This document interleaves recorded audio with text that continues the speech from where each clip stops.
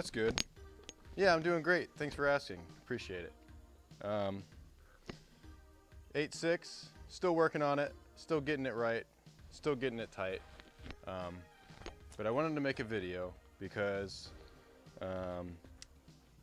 it's been too long and the video juices have been rumbling recently, and I just want to make a video, update you guys on where my 8.6 is, and also this video I think will help keep me motivated getting on to the next event that I'm trying to get to. So long story short, it's September 3rd right now.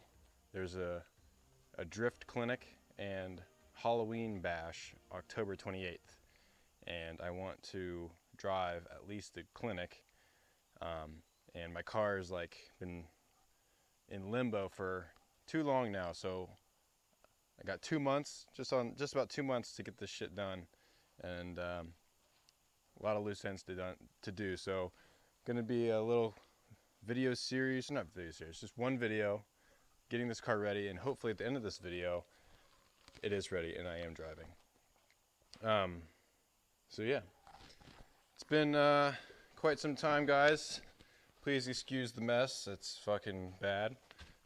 But a lot of things have happened since I last saw you guys. Just doing a quick walk around, you can see where things have gone.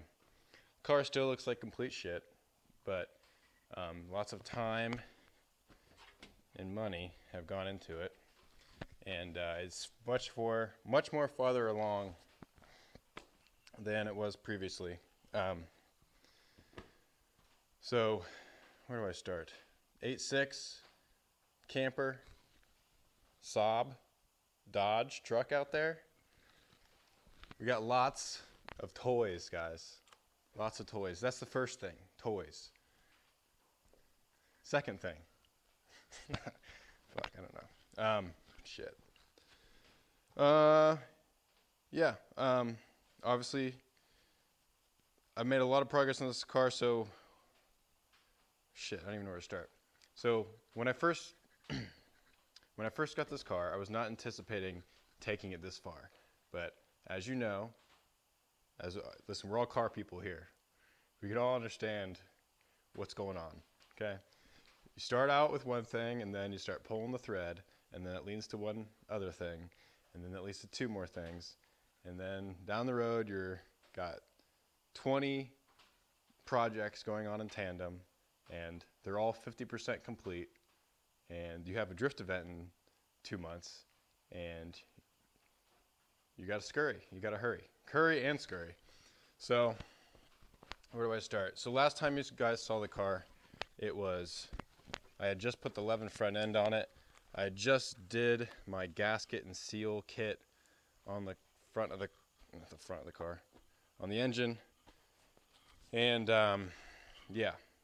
And then since then, you know, you start working on it, and then you're like, okay, this is good, got the engine running, it's driving, and then you start realizing everything else wrong with it. And then I got Fortunato coilovers, but then you can't have Fortunato coilovers without not doing all the other suspension parts. So then Breeze Fab 4 links, and then, well, I had to do the rear end because that was an open diff, so I had to go to a Cusco RS two-way diff.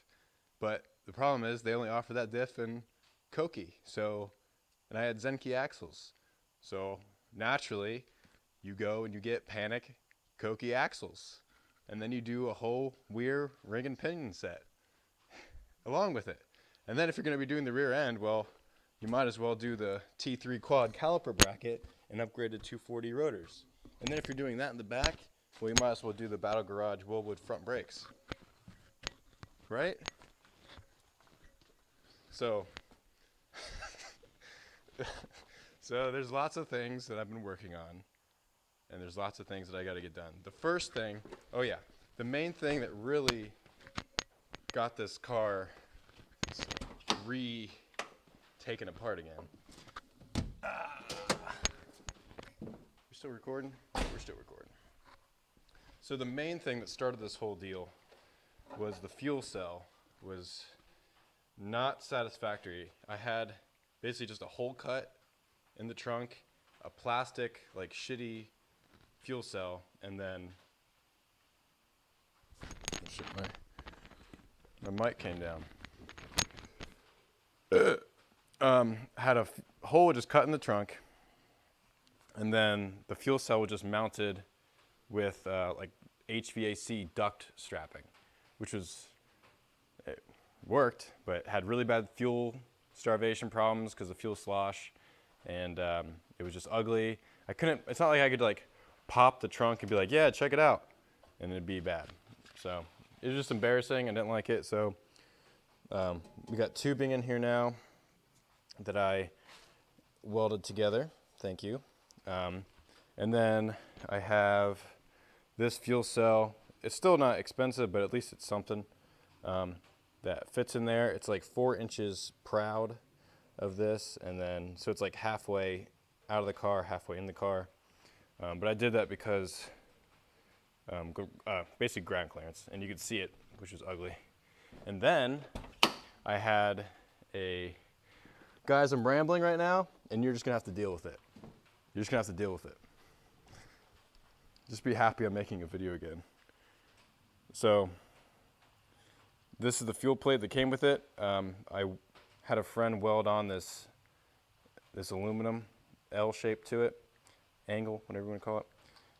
Got a SN95 Walbro 155 liter per hour pump, and then I drilled 2 new holes in there, one to feed the new wires for the fuel pump, and then I have 2 more holes that I could possibly put in like a fuel level sender if I wanted to in the future. And then obviously rollover vent, fuel pickup, and then return, and then you can see those going in there. So should be pretty slick. And then I also have foam that should be ethanol resistant, because at the same time I'm also doing a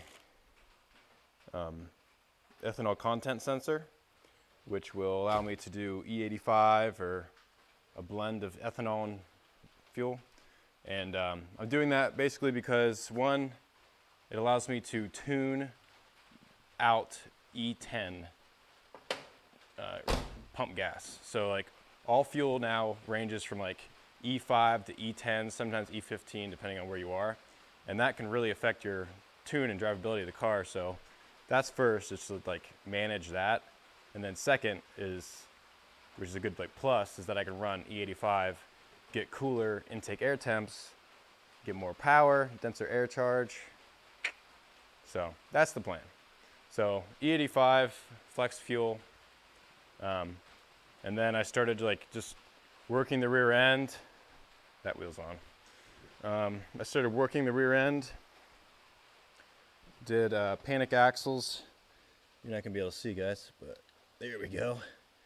Panic axles, 240 rotors, grease fab links, and then you can't see, but you know, this will have Willwood single pop calipers in the back, stainless lines, everything.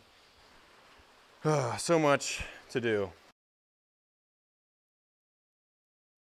I want to do the manual rack conversion, and then get that into like a roller that at least like that shit's all dialed down, and then basically run fuel lines, get the ethanol content sensor wired in, and then that's basically what I need to do to get this thing on the road. A lot of the other smaller things that need addressing, I'll try to do them as I can, but yeah. It's day 1 of this mission, so that's my update.